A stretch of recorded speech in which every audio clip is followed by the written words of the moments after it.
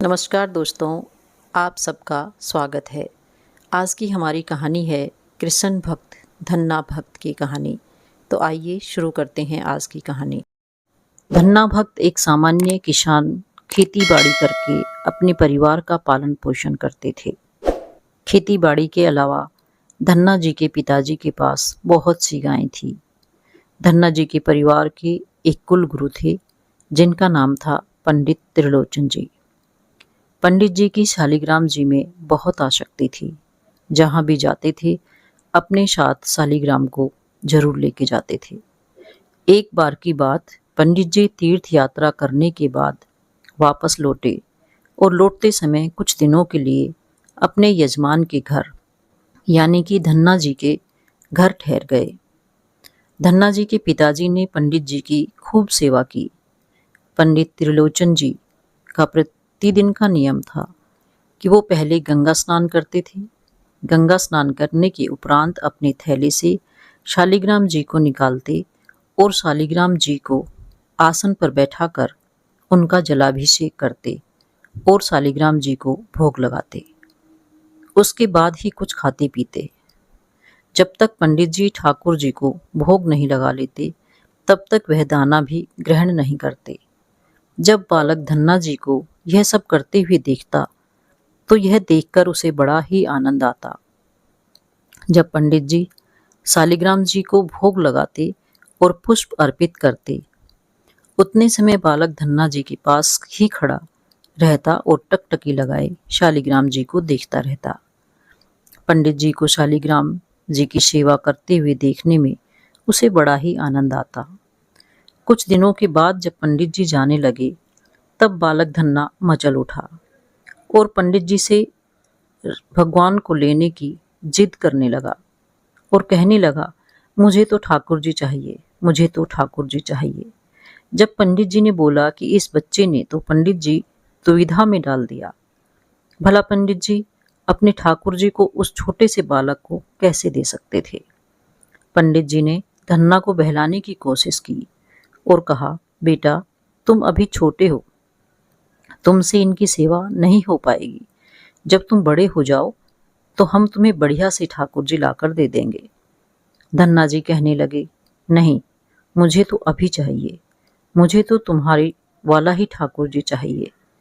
जब माता पिता ने अपने पुत्र को जिद करते हुए देखा तो धन्ना जी के पिता अपने पुत्र को समझाते हुए बोले, बेटा हम लोग जाट हैं, हम लोगों से पूजा पाठ नहीं होगी, हम लोग तो सीधे सादे खेती करने वाले लोग हैं। यह पूजा पाठ करना हमारे बस की बात नहीं है। यह तो पंडित जी लोगों को ही शोभा देती है, इसलिए तुम जिद छोड़ो और पंडित जी को जाने दो। भक्तों, पिता की बातों को धन्ना जी का कुछ फर्क नहीं पड़ा। वे और जोर जोर से रोते रोते शालिग्राम को लेने की जिद करने लगे। धन्ना जी का रोना सुनकर आस पड़ोस के भी 2-4 लोग आ गए और उन्होंने पंडित जी से कहा, क्या पंडित जी तुम भी? अरे बच्चों का क्या है, बच्चों को तो किसी भी तरह के पत्थर दे दें, क्या पता चलेगा कि आप में और शालिग्राम जी में क्या अंतर है। पंडित जी ने जब लोगों की बात सुनी तो पंडित जी कहने लगे, ठीक है, अब मुझे समझ आ गया कि मुझे क्या करना है।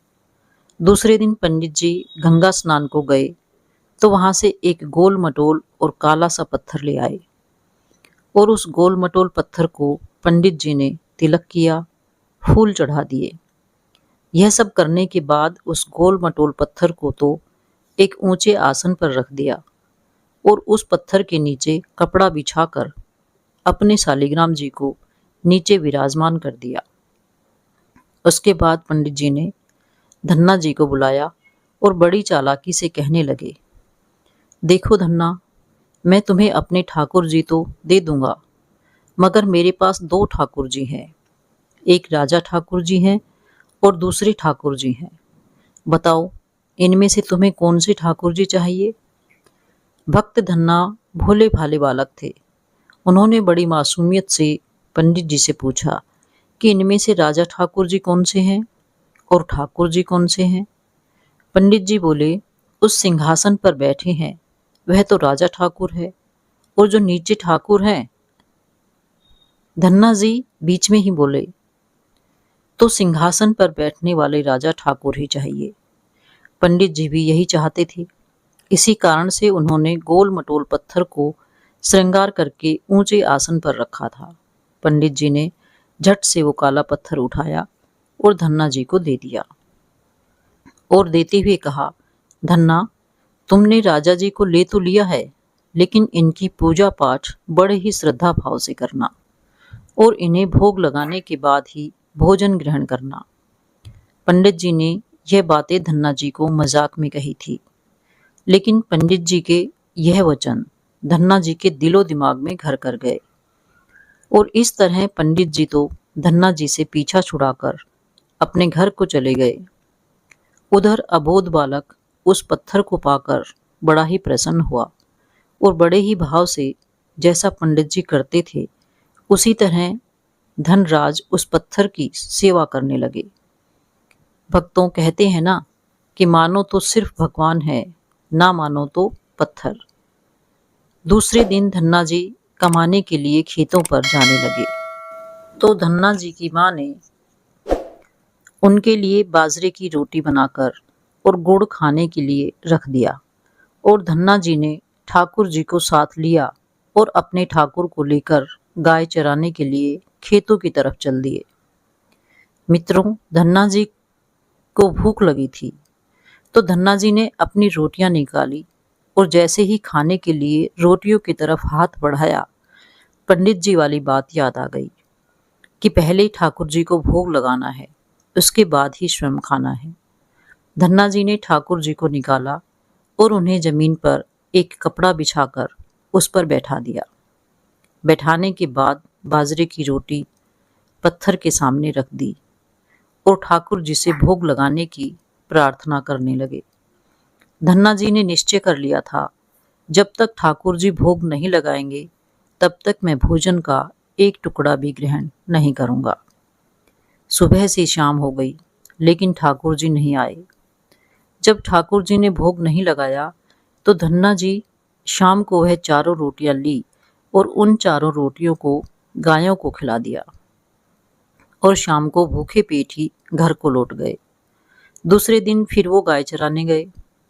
ठाकुर जी को भोग लगाने के लिए प्रार्थना करने लगे, लेकिन ठाकुर जी दूसरे दिन भी उनके पास नहीं आए। ऐसे ही चलता रहा, ना ठाकुर जी भोग लगाते और ना धन्ना जी भोजन करते। धन्ना जी चौथे दिन जब गाय चराने खेतों की तरफ जाने लगे तो हमेशा की तरह धन्ना जी की माँ ने बाजरे की 4 रोटी, साल और गुड़ खाने के लिए दिया।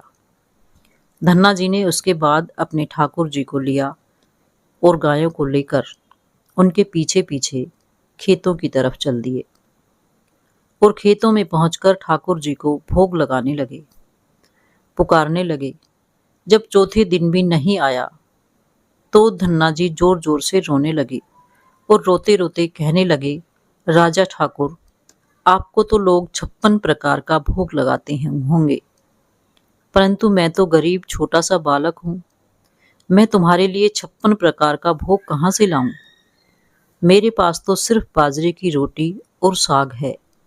इसलिए मुझे लगता है कि तुम मेरी बाजरे की रोटी देखकर भोग नहीं लगाना चाहते।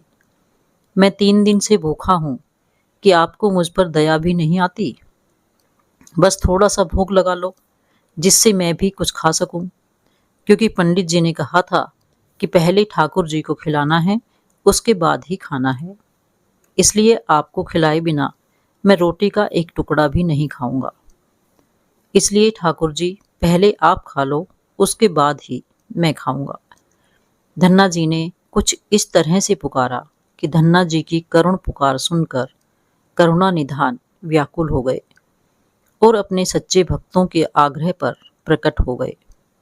जब भगवान श्री कृष्ण जी को देखा तो धन्ना जी बड़े प्रसन्न हुए और दूसरे ही पल नाराज होते हुए बोले, राजा ठाकुर जी, 3 दिन हो गए, मुझे पुकारते पुकारते तुम आए क्यों नहीं? धन्ना, मैं बातें बाद में करूंगा, पहले मुझे खाना दो। मैं भी तुम्हारी तरह 3 दिन से भूखा हूँ। धन्ना जी ने तुरंत ही हाथों की बनाई हुई बाजरे की रोटियां लाकर ठाकुर जी को दे दी। ठाकुर जी बड़े प्रेम से बाजरे की रोटी गुड़ के साथ खाने लगे। ठाकुर जी ने पहली रोटी खाई। पहली रोटी खाने के बाद दूसरी रोटी उठा ली। दूसरी रोटी खाने के बाद ठाकुर जी ने तीसरी रोटी की तरफ जैसे ही आगे हाथ बढ़ाया तो धन्ना जी ने उनका हाथ पकड़ लिया और कहा, प्रभु, सारी रोटियां आप ही खा जाएंगे तो मैं क्या खाऊंगा? मुझे तो भूख लगी है। मैं भी तो 4 दिनों से भूखा हूँ। मैंने इन 4 दिनों में कुछ नहीं खाया, इसलिए आप ये 2 रोटियां मेरे लिए छोड़ दो। धन्ना की यह बात सुनकर ठाकुर जी मुस्कुराने लगे और कहने लगे, मेरा पेट भर गया है, अब तुम अपनी रोटी खा सकते हो। इसके बाद बची हुई 2 रोटी ठाकुर जी ने छोड़ी, वह धन्ना जी ने खा ली।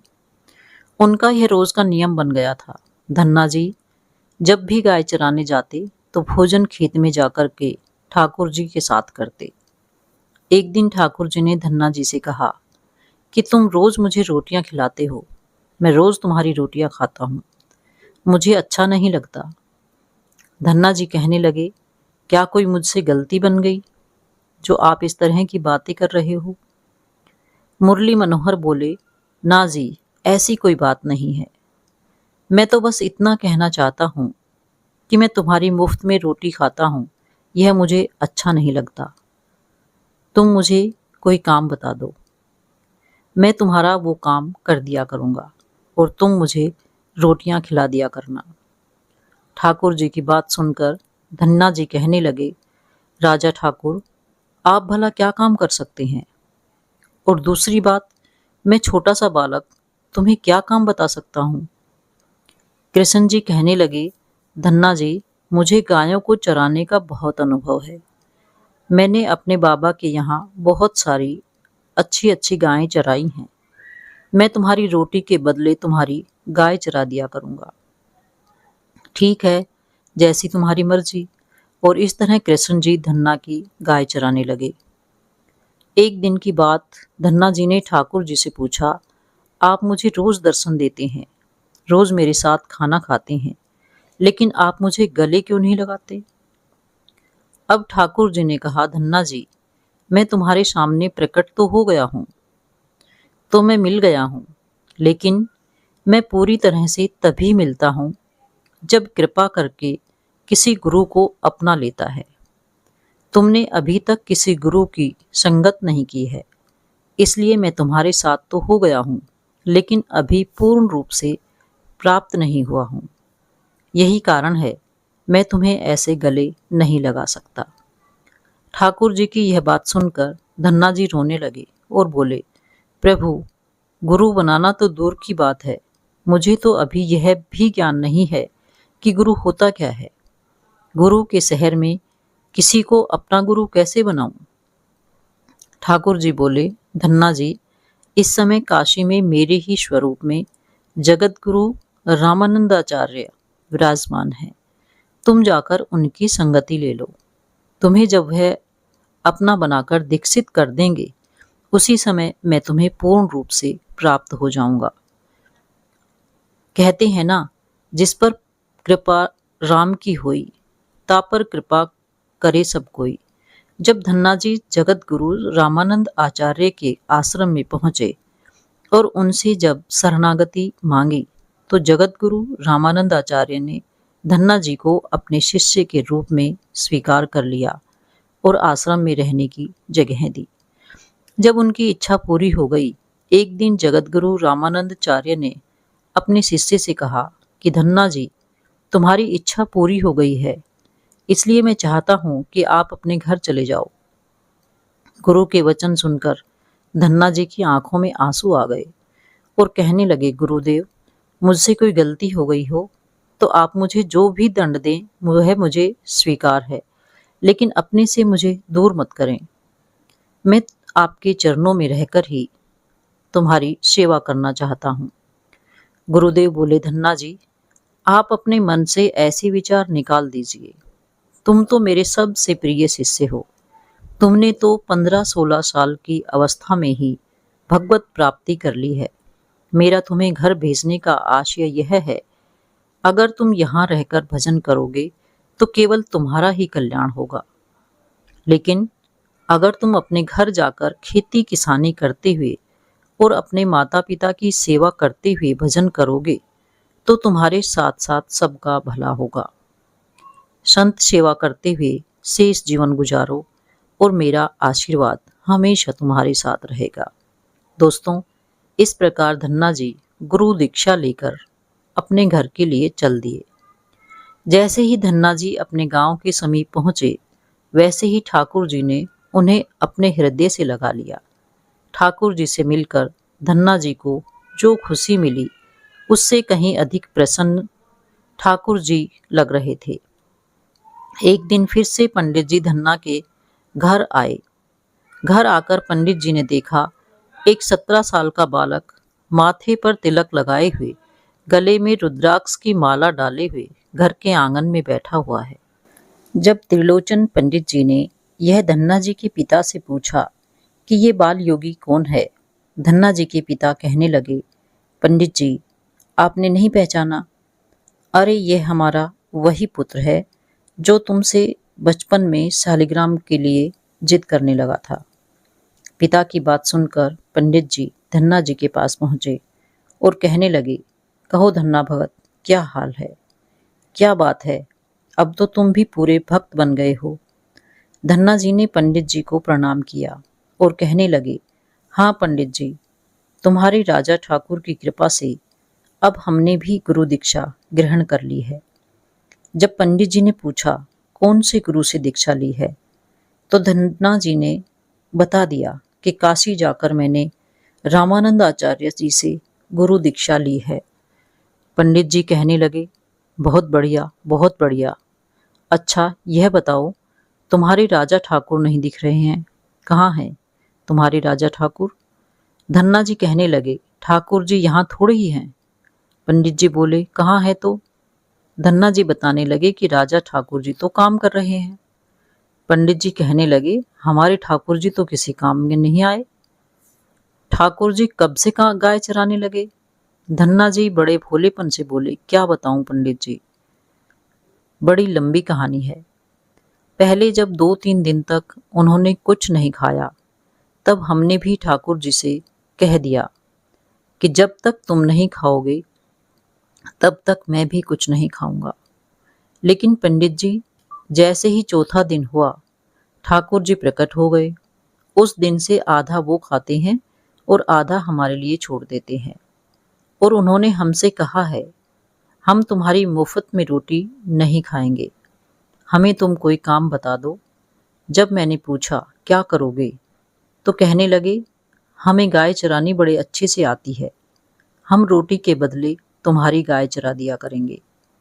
और उस दिन से आज तक हमारे घर आ रहे हैं। धन्ना जी की माँ और शंकर पंडित जी के पिताजी हंसने लगे। धन्ना जी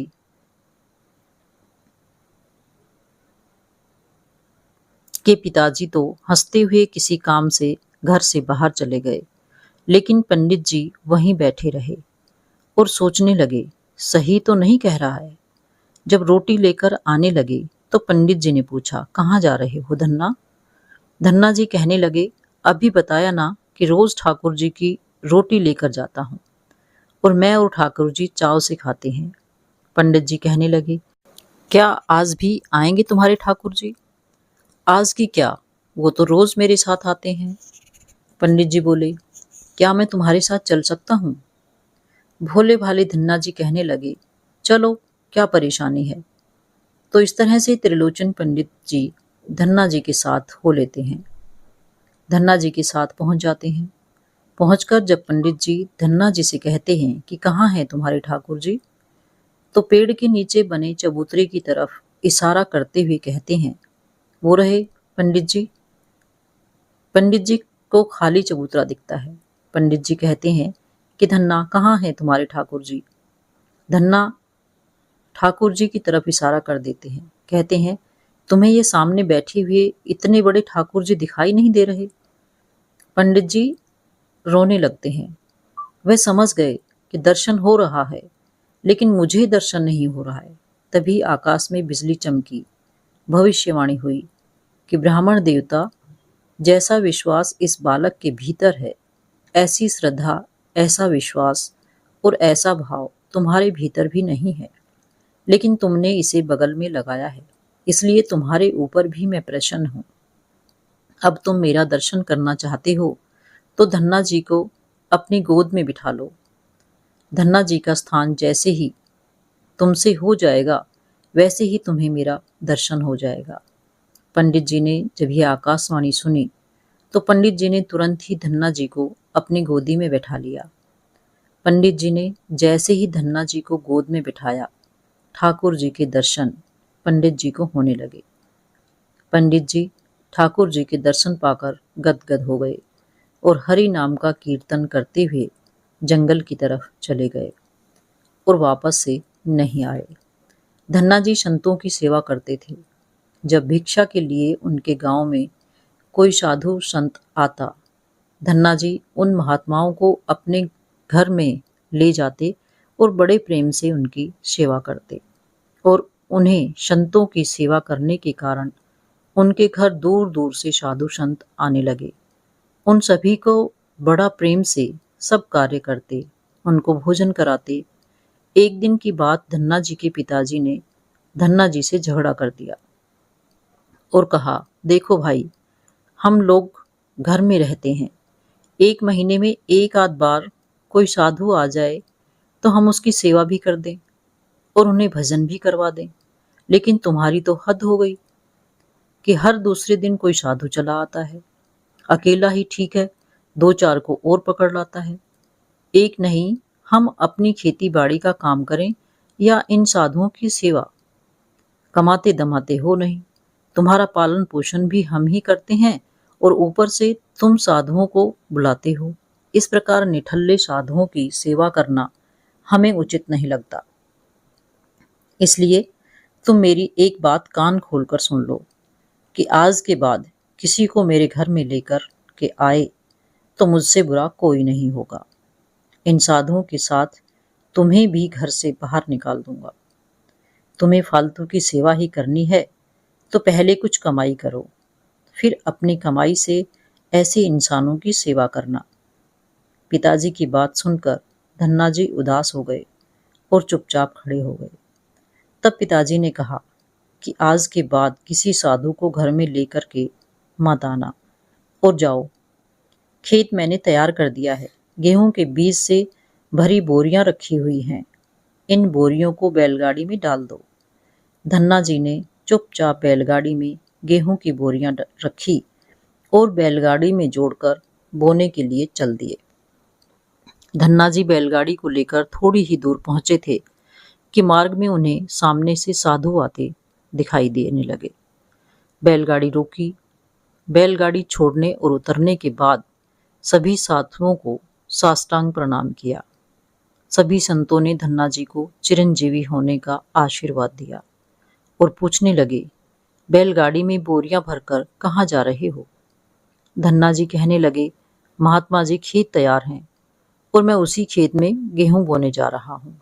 और आप लोग कहाँ जा रहे हो? तो साधु कहने लगे कि हम लोग घूमने जा रहे थे। तब धन्ना जी ने पूछा, क्यों जा रहे हो? तो साधु कहने लगा कि इस गांव में श्री रामानंद आचार्य जी के शिष्य हैं। सुना है बचपन में ही ठाकुर जी का साक्षात्कार हो चुका है और बड़े सिद्ध कोटि के भक्त हैं। और बताने वालों ने तो हमें यहाँ तक बताया है कि ठाकुर जी उनके साथ रोज मिलने आते हैं। यही सोचकर हम सब साधु धन्ना भगत जी के दर्शन करने जा रहे हैं। साधुओं की बात सुनकर धन्ना जी बहुत संकोच में पड़ गए। बोले, महाराज, इस सेवक को ही लोग धन्ना भगत कहते हैं।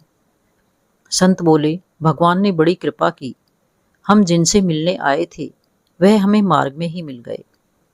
निश्चित ही आप वैसे ही भगत हैं जैसा हमने आपके बारे में सुना था। चलिए हम आपके घर चलते हैं और वहीं बैठकर आपसे चर्चा करेंगे और ढेर सारी बातें करेंगे। धन्ना जी ने सोचा, आज ही पिताजी ने साधु को घर लाने से मना किया है और आज ही खेत में बीज बोने के बजाय इन साधुओं को लेकर घर पहुंच गया तो पिताजी बहुत गुस्सा करेंगे। उन्होंने पहले ही बोल दिया है कि आज के बाद कोई साधु आया तो मुझसे बुरा कोई नहीं होगा। तब कुछ विचार करके उन साधुओं से बोले, महाराज, अभी घर में कोई नहीं है और मैं भी खेतों की तरफ जा रहा हूँ। आप भी मेरे साथ वहीं चलिए और वहीं पेड़ की छांव में दाल चूरमा बनाएंगे और वहीं एकांत में नाम चर्चा करेंगे। संत बोले, हमें तो आपसे मिलना था और आप जहाँ भी ले चलेंगे हम वहीं चलेंगे। धन्ना जी ने सभी संतों को बैलगाड़ी में बिठाया और बैलगाड़ी लेकर खेतों की तरफ चल दिए। खेत में पहुंचकर सभी साथियों को उन्होंने बिठाया और उन साथियों को बैठाकर धन्ना जी साधुओं से बोले, महाराज, आप यहीं पेड़ की छांव में विश्राम कीजिए, तब तक मैं आपके लिए भोजन पानी की व्यवस्था करता हूँ। साधुओं ने कहा, हम जब तक नाम जप करते हैं। धन्ना जी फिर अपनी बैलगाड़ी में बैठे और बैलगाड़ी को लेकर गांव के पास में ही एक शहर था, उस नगर की तरफ चल दिए। धन्ना जी बनिए की दुकान पर पहुंचे और वहां पहुंचकर उन्होंने बैलगाड़ी में जो भी गेहूं के बीज से भरी हुई बोरियां थी उनको लिया और बनिए को बेच दिया। और गेहूं बेचकर जो हुआ उसके लिए दाल चावल और रोटी खाने पीने में आवश्यक वस्तुएं होती हैं और सामान था वो ले लिया। धन्ना जी खेतों पर पहुंच गए। उन्होंने संतों के साथ मिलकर बहुत बढ़िया दाल रोटी बनाई। प्रसाद बनाने के बाद भगवान को भोग लगाया। भोग लगाने के बाद बड़े प्यार से संत वर्धन करके भोजन किया। इसी बीच भगवान नाम की भी चर्चा होती रही। संतों को भोजन करवाने के बाद बड़े प्रेम से धन्ना जी ने उन संतों को विदा कर दिया। संतों के जाने के बाद धन्ना जी सोचने लगे, गेहूं को बेचकर तो मैंने संतों को भोजन करा दिया, अब खेत में क्या बोया जाए। अगर पिताजी से दोबारा बीज मांगने गया और उन्होंने पहले वाले बीज के बारे में पूछा तो मैं क्या जवाब दूंगा। थोड़ा विचार कर धन्ना जी ने बोरियों में नदी से रेत भरी और आसपास के लोगों को दिखाने के लिए उसी रेत को वह खेत में गेहूं के बीज की तरह राम का नाम लेकर बोने से शाम हो गई। जितनी बोरियों में उन्होंने रेत भरा था सब खेत में आसपास के खेतों के किसान देख रहे थे कि धन्ना जी खेतों में गेहूं बो रहे हैं। खेत जोतने के बाद धन्ना जी बड़े प्रसन्न मन से घर की ओर चल दिए। उनकी प्रसन्नता का कारण यह था कि जब कुछ बोया ही नहीं गया तो कुछ उगेगा भी नहीं, जब कुछ उगा ही नहीं तो फसल ही नहीं होगी, तो देखभाल का झंझट भी नहीं रहेगा और अब पूरे साल आराम से गुरु मंत्र का जाप करेगा। जब घर पहुंचे तो पिताजी ने पूछा कि भाई क्या करके आए। धन्ना जी ने कहा, जी मैं अच्छी तरह से वो खेत बोकर आया हूँ। कुछ दिन और बीते। धन्ना जी के पिताजी और गांव के बूढ़े लोग नदी के पास आए और बोले कि तुमने कैसा खेत बोया है, ऐसी फसल तो हमने अपने जीवन में आज तक नहीं देखी। ऐसा लगता है जैसे गेहूं का एक एक दाना नाप करके एक समान दूरी पर बोया गया हो। सारे दाने उगाए हैं, इतनी शानदार फसल तो हमने आज तक कभी नहीं देखी। यह सब तुमने कैसे किया। धन्ना जी सोचने लगे कि यह सब मुझे ताने मार रहे हैं, खेतों में कुछ हुआ नहीं होगा इसलिए सभी लोग ऐसी बातें कर रहे हैं।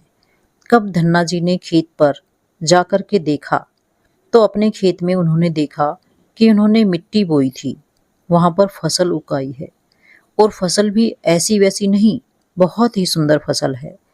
ऐसी फसल तो उन्होंने भी कभी अपने जीवन काल में नहीं देखी थी।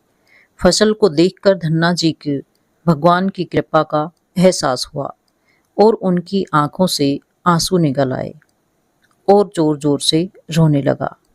धन्ना जी के पिता और अन्य गांव वालों ने जब धन्ना जी से रोने का कारण पूछा तो धन्ना जी ने सारी घटना सुनाई। धन्ना जी बोले, पिताजी, जब आपने संतों को घर लाने के लिए मना किया था, बोने के लिए गेहूं दिया था, तभी मुझे मार्ग में कुछ संत मिले मैं उन संतों को घर नहीं लाया। इसके बाद मैंने बीज वाले गेहूं की बोरियों को बनिए की दुकान पर बेचकर उन संतों को भोजन करा दिया। इसके बाद मैंने लोगों को दिखाने के लिए बोरी में रेत भरा और उसको राम नाम लेकर इस क्षेत्र में छिड़क दिया। फसल कैसे हो गई यह मैं भी नहीं जानता। धन्ना जी की यह बात सुनकर धन्ना जी के पिताजी की आंखों में आंसू आ गए और बोले, मेरा धन्य भाग जो मेरे घर में ऐसे पुत्र ने जन्म लिया। बेटा, आज के बाद हम तुमको संतों की सेवा करने से नहीं रोकेंगे। तुम खुद साधुओं को बुलाओ, तुम खूब संतों की सेवा करो, अब कभी मना नहीं करेंगे। और इतना ही नहीं, मैं भी भगवान की भक्ति किया करूंगा और तुम्हारे साथ संतों की सेवा किया करूंगा। उस दिन के बाद धन्ना जी और उनके परिवार वाले संतों की सेवा करने लगे। कुछ समय बाद फसल काटने का समय आ गया। असल काटी गई फसल से हर बार की अपेक्षा 50 गुना ज्यादा गेहूं था। गेहूं रखने के लिए धन्ना जी के घर में जगह ही नहीं बची। जब गांव वालों ने धन्ना जी के घर इतना अधिक अन्न का भंडार देखा तो सभी लोग इतना गेहूं देखकर आश्चर्यचकित हुए और उनका परिवार अपनी क्षमता के अनुसार संतों की सेवा और भगवान की भक्ति करने लगा। धन्ना जी के घर हमेशा साधु संतों का तांता लगा रहता था। उनके घर संतों की बड़ी बड़ी जमातें आती। धन्ना जी बड़े प्रेम से साधु संतों का आदर सत्कार करते। अब धन्ना जी जब भी खेतों में कोई फसल बोते तो हर बार ऐसी फसल होने लगी। अब धनराज गांव के बड़े किसान बन गए थे। गांव के सभी लोग धन्ना जी के चमत्कार देखकर उनको पूर्ण संत मानने लगे थे और उनकी खेतों की मिट्टी को भी चमत्कारी मिट्टी मानने लगे। अब जिन लोगों के खेतों में पर्याप्त फसल नहीं होती थी, वो लोग धन्ना जी के खेतों की मिट्टी ले जाकर अपने खेतों में डालने लगे, जिससे उनके खेतों में भी अच्छी फसल होने लगी। चारों तरफ धन्ना जी की जय जयकार होने लगी। एक बार भगवान कृष्ण जी ने धन्ना जी की परीक्षा लेनी चाहिए, क्योंकि धन्ना जी उस समय बड़े किसान बन गए थे। उनके घर में धन के भंडार भरे रहते। भगवान ने सोचा धन्ना जी की परीक्षा ली जाए। इस कारण धन्ना जी के गांव और आसपास के गांव में अकाल पड़ गया। इसके कारण उनके गांव और जरूरतमंद लोगों उनके पास मदद की उम्मीद लेकर आने लगे। धन्ना जी भी उस विपत्ति के समय अपने घर में रखे भंडार दोनों हाथों से लुटाने लगे। कभी कोई जरूरतमंद उनके घर से खाली हाथ लौटकर नहीं आता था। धीरे धीरे धन्ना जी के घर का अन्न का भंडार समाप्त होने लगा, परंतु धन्ना जी ने निश्चय किया, जब तक उनके घर में अन्न के दाने रहेंगे तब तक किसी भी जरूरतमंद को कुछ नहीं होने देंगे और सब कुछ बचाकर आ रहे लोगों की मदद करते रहेंगे। जब भगवान कृष्ण जी ने धन्ना जी के यह करते देखा तो कृष्ण जी धन्ना जी के अनुराग और प्रेम से बहुत प्रसन्न हुए। प्रभु सोचने लगे कि मेरे भक्तों ने दूसरों की मदद करने में सब कुछ लुटा दिया और स्वयं कंगाल बन गया, इसलिए अब समय आ गया है कि धन्ना जी को धन्ना जाट से धन्ना सेठ बनाया जाए। यह विचार कर एक दिन ठाकुर जी धन्ना जी के पास एक साधु का भेष बनाकर उनके घर पर पहुंच गए। धन्ना जी ने अपनी आदत के अनुसार संत का स्वागत सत्कार किया और उन्हें भोजन कराया। भोजन उपरांत संत ने अपनी झोली से तुम्बा के बीज निकाले और उन्हें धन्ना जी को दे दिया। धन्ना जी, इन तुम्बे के बीज को अपने खेतों में लगा दो और तुम्बे की फसल से तुम्हें जो कुछ भी मिले अपने परिवार का पालन पोषण करते हुए लोगों की सेवा में खर्च कर देना। और इतना कहकर अंतर ध्यान हो गए। धन्ना जी ने ऐसा ही किया। संत की आज्ञा से उन्होंने तुम्बा बोने के लिए अपने कंधे पर हल रखा और बीज बोने के लिए अपने खेतों पर पहुंच गए। यह देखकर गांव के लोग कहने लगे, पागल हो गए हैं। भला ऐसी भीषण अकाल में फसल कैसे आएगी। जब गांव वालों ने धन्ना जी से पूछा, क्या बो रहे हो, धन्ना जी ने बताया कि तुम्बा के बीज बो रहा हूं। तो यह सुनकर तो गांव वालों को विश्वास हो गया कि धन्ना जी पागल हो गए हैं। गांव वाले सोचने लगे, धन्ना जी बो रहे हैं, ये तो इतना कड़वा होता है, इंसान की तो छोड़िए, कोई नहीं खाता। यह तो केवल कमंडल बनाने के काम आता है, ऐसी फसल का क्या फायदा। परंतु धन्ना जी ने संत के कहे अनुसार अपने खेतों में तुम्बा बोया तो सभी लोग आश्चर्य करने लगे। साल में बिना पानी की एक बूंद के कोई फसल कैसी होती है। कुछ दिनों में ही खराब हो गया। सब कुछ जरूरतमंदों की सेवा करते हुए और संतों को भोजन कराते हुए दान कर दिया। अब उनके घर में अपने खाने लायक भी नहीं बचा। जो गांव वालों को यह बात पता चली तो वे कहने लगे, बड़ा मूर्ख है, सब कुछ लुटा दिया, अपने परिवार के लिए अन्न का एक दाना भी नहीं रखा।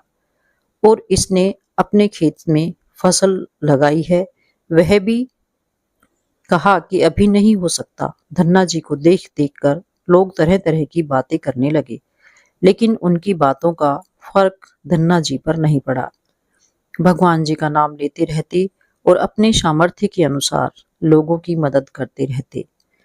एक दिन ऐसा भी आया जब धन्ना जी के खेतों में लगी फसल में इतने बड़े बड़े तुम्बे लटकने लगे। धन्ना जी ने सोचा, अब दान करने के लिए तो कुछ बचा नहीं, क्या किया जाए। फिर उन्हें अपने खेत में लगे वो तुम्बे की याद आई और सोचने लगे, कोई बात नहीं, मेरी फसल है, अब मैं उन्हीं तुम्बों के कमंडल बनाकर साधु महात्माओं को दे दिया करूंगा। धन्ना जी तुम्बा की फसल काटने के लिए अपने खेत में पहुंच गए और खेत में लगे सभी फल तोड़कर घर में ले आए।